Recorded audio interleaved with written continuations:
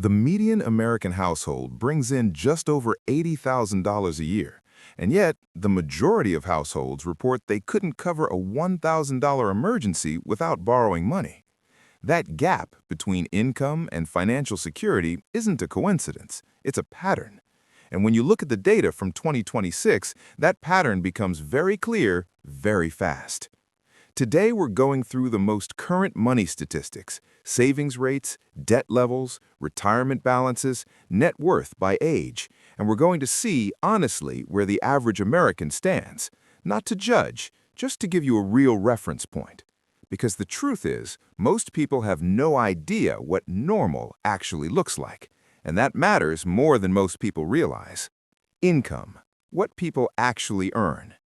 Let's start with income, because everything else flows from here. The U.S. Census Bureau's most recent data puts median household income at roughly $81,000. That's the midpoint. Half of households earn more, half earn less. But median individual income, one person, sits closer to $45,000 to $48,000. Now, those numbers can feel abstract, so here's a more grounded way to read them. After taxes, a single earner at $47,000 takes home somewhere between $36,000 and $39,000 per year, depending on their state. That's roughly $3,100 a month. And when you start mapping that against average rent, average car payments, average groceries, the math gets tight very quickly. That's not a moral statement, that's just arithmetic. $3,100 a month. That's the working reality for a significant portion of the country. Savings, the uncomfortable numbers. Here's where things get more revealing. The personal savings rate in the U.S., meaning the percentage of disposable income that households actually save, has been hovering between 3% and 5% for most of the past 2 years. That's historically low. For context, financial planners generally recommend saving 15 to 20% of gross income. The average American is saving roughly 1/4 of that. If you're at 10%, you're already ahead of the majority. If you're at 15%, you're significantly ahead. Now, what does the actual dollar amount look like? According to Bankrate's most recent national survey, roughly 57% of American adults say they couldn't cover a $1,000 unexpected expense from savings alone, more than half. That number has barely moved in years. And on the upper end, the top 10% of savers hold a disproportionate share of liquid assets. The distribution is extremely uneven. Debt, how much the average person owes. Debt is probably the statistic most people have the most complicated relationship with. Total household debt in the U.S. crossed $18 trillion in recent reporting periods. That includes mortgages, auto loans, student loans, and credit cards. Let's break down what the average borrower actually carries. Credit card balances. The average indebted cardholder carries somewhere around $6,500 to $7,500 in revolving credit card debt. At an average interest rate above 20%, that's potentially $1,300 to $1,500 in interest charges every year just to stay in place. Auto loans. The average new car payment has climbed past $720 per month. The average used car payment is around $530. These aren't outlier numbers, these are the averages. Student loans, the average borrower owes around $37,000 to $40,000. For graduate degree holders, that number can easily double. If you carry all three, a car payment, credit card debt, and student loans, you could easily have $1,400 to $1,700 leaving your account every month before rent, food, or utilities. The weight on the obligation side is heavier than most people consciously track. Retirement, where most people actually stand. This is probably the most sobering section. Vanguard's annual How America Saves report, one of the most comprehensive datasets on retirement accounts in the country, consistently shows that the median 401k balance for Americans in their 50s sits around $87,000 to $90,000. The median, not the average, which gets skewed by high earners, the midpoint. Most retirement planning frameworks suggest that by age 50, you should have roughly 6 to 7 times your annual salary saved. For someone earning $60,000, that's $360,000 to $420,000. The median is $87,000. That gap is wide, and it explains a lot about why retirement anxiety has become one of the dominant financial concerns in the country. Now, this isn't meant to be discouraging, it's meant to be clarifying. If you're in your 30s with $40,000 saved, you're actually ahead of a significant portion of your age group. That's real. Context matters. The Vanguard How America Saves report, which tracks millions of workplace retirement accounts, found that only about 14% of eligible workers contributed the maximum allowed to their 401k in recent years. The vast majority contribute something, but not enough to fully leverage the tax advantages available to them. This isn't about discipline. Vanguard's own researchers noted that inertia and default settings drive behavior more than active financial decisions. People tend to save whatever the default enrollment rate is, and many companies still default workers at 3% or 4%. Starting at 3% and never adjusting it is one of the most common retirement planning gaps in the country. Net worth by age, the real scoreboard. Net worth is the clearest single snapshot of financial position, assets minus liabilities. Here's what the Federal Reserve's Survey of Consumer Finances shows for median net worth by age group. And remember, median is the middle, not the average. Under 35, approximately $39,000. 35 to 44, approximately $135,000. 45 to 54, approximately $247,000. 55 to 64, approximately $364,000. 65 to 74, approximately $410,000. A few things stand out when you look at this data closely. First, the jump between the under 35 group and the 35 to 44 group is significant. A lot of wealth accumulation happens in the late 30s and early 40s. This is often when incomes rise, debts get paid down, and home equity starts to build. Second, for most age groups, the family home makes up a large share of that net worth. Liquid, investable assets are considerably lower. Third, the 65 to 74 median of $410,000 sounds reasonable on paper, but financial planners often use a 4% withdrawal rule as a baseline for retirement income. 4% of $410,000 is $16,400 a year. Combined with Social Security, many retirees are managing on less than $40,000 to $45,000 annually. Housing, the biggest line item.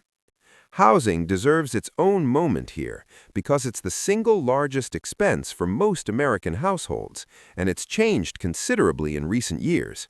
The traditional rule of thumb is that housing should consume no more than 28 to 30% of gross monthly income.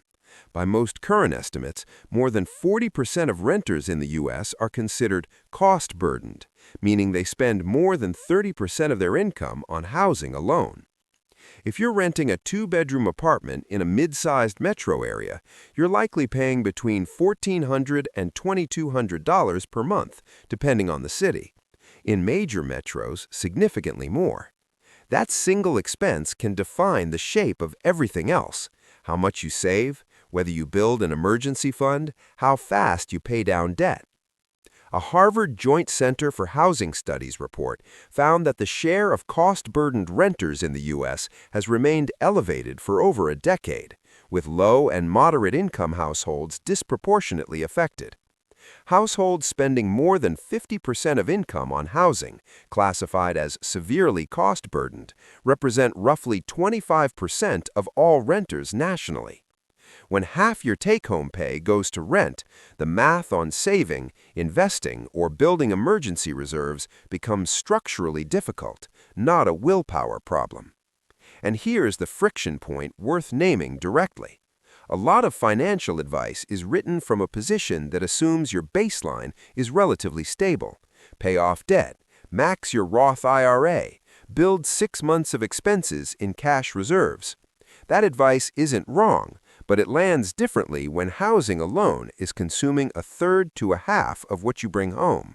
The gap between financial guidance and financial reality is real, and pretending it isn't doesn't help anyone. Emergency funds, the actual state. The recommended emergency fund is 3 to 6 months of essential expenses in liquid savings. Based on median monthly expenses, that's roughly $9,000 to $18,000 for most households. The reality, surveys consistently show that the median emergency savings balance is somewhere between $2,000 and $3,500, a fraction of the recommended buffer. This creates a fragility that compounds over time. A car repair, a medical bill, or a brief job interruption, any one of these pushes people toward credit card debt. And once that cycle starts, it's expensive to exit. The Federal Reserve's annual report on the economic well-being of U.S. households, a widely cited benchmark, found that approximately 37% of adults said they would borrow money, sell something, or simply be unable to handle a $400 expense. $400. That figure has improved modestly over the past decade, but it remains a meaningful indicator of how thin the financial margin is for a substantial portion of working Americans. Investing. Who's actually building wealth? Stock market participation is uneven in ways that get underreported. Roughly 61% of Americans own stock in some form, through a 401k, an IRA, or a brokerage account. But ownership is heavily concentrated. The top 10% of households by wealth own approximately 93% of all stocks. The bottom half of the wealth distribution owns roughly 1% to 2%. So when the stock market rises 20% in a year, that wealth gain is not distributed evenly across the population. It's concentrated heavily at the top. For the middle of the distribution, the primary wealth-building vehicle is not stocks, it's home equity, which is why housing affordability and wealth building are so directly connected. These aren't political statements, they're structural observations. The numbers look the way they look.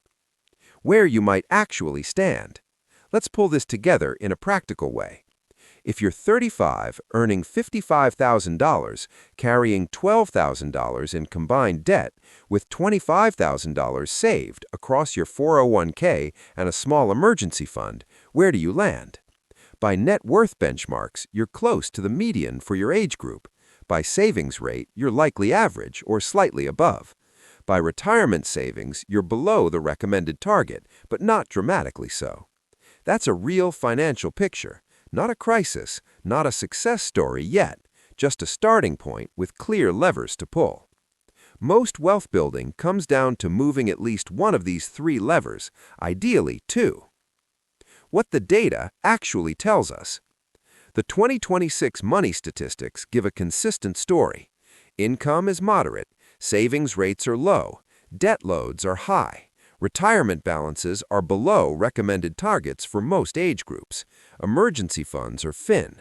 Wealth is concentrated at the upper end of the distribution. None of this is surprising to anyone who's been paying attention, but seeing the actual numbers gives it a kind of clarity that generalities don't. The most important thing to pull from this data isn't comparison. Comparison to the average isn't a goal. The average outcome in personal finance in the United States right now isn't great. The point is orientation, where you are, what the realistic gaps look like, what the data says is actually normal versus what's actually healthy. Here's what we covered today. The median household earns around $81,000. The median individual earns closer to $47,000. Savings rates are hovering around 3 to 5% nationally. More than half of adults can't cover a $1,000 emergency from savings. The average credit card holder carries $6,500 to $7,500 in revolving debt. Median 401k balances in the 50s are around $87,000, well below retirement planning benchmarks. And net worth, while growing with age, is heavily weighted towards home equity rather than liquid, investable assets. These are the baselines. If you're above them in some areas, that's worth recognizing. If you're below them in others, that's worth addressing, not with panic, but with a clear, sequential plan. Financial clarity isn't about being the best.